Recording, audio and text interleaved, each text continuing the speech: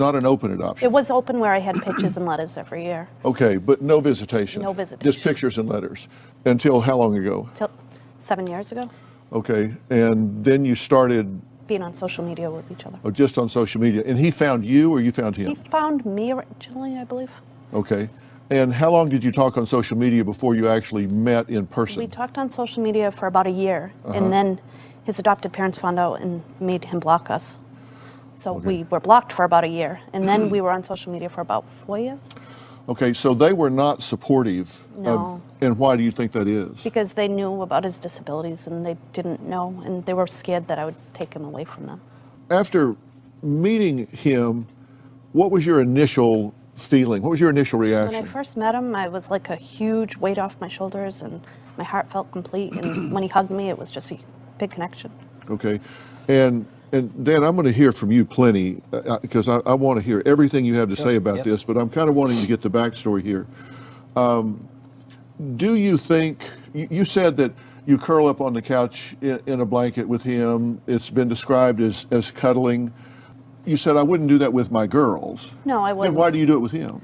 Because we're just close, and I don't know, we had an instant bond, and it's just a different kind of relationship because I met him 2 years ago and I missed the first 24 years. So it's almost like I have my baby back, so we're just extra close. You're playing catch up. Yeah. Some of these reunions go well, some of them don't go well. Some of them are like, wow, I wish I was back before we reunited here. I don't think this is one of those situations, but I think this could go off the rails, and you have to do things in a way that respects each other's lives, each other's histories. And Shaq's a really good friend of mine. We've known each other a long time. We've done a movie together. We have a good time.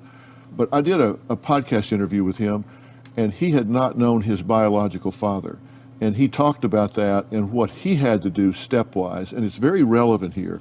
So I wanted you to hear this and then tell me what you think about what he has to say. Let's take a look. So my mother calls me, says, you need to meet your biological. I'm like, well, I'm good. I'm 47, I got 6 kids, Mom. It's all good. So I was like, okay, I'll meet him. And then crazy thing is, in Newark, New Jersey, there's this restaurant that I always go to, a soul food restaurant. And there was a guy in there, a chef. He always used to look at me and just start crying. And he was my father's best friend. Really? And my biological father lived upstairs. So one day we go to the restaurant, we have a good conversation, and it ain't about what happened, because I've learned you can't judge a man. I don't judge. You know, he had some problems when he was young. I don't judge him. I don't fault him. You know, my thing now is just that as long as we're both here, we just get to know each other. I don't ask him what happened. I know what happened, but I don't ask him. We don't talk about it. And I don't, hey man, how come you? I'm not the judge and the jury. My job is to just love him as much as I can now. Do you talk to him occasionally? Probably once every other week. Oh, really? Yeah, because he's sort of like me. He don't like to bother people. He just, you know, he'll call me, hey, what's up, man? What's happening? What you doing? So you get along when he's there? You talk of about course. stuff? No, we don't talk about anything. Just eat, have a good time. Has he met your children? He met my oldest daughter. But she was glad to meet him? Yes. Yeah, it's good to, the history. Yes, You know, you yes. got your roots. you see your history, whether she's active with him or not, at least she knows that piece of the puzzle, right? Yeah. Yeah, you know, that's a brief excerpt from that, and I'll tell you what he went on to say.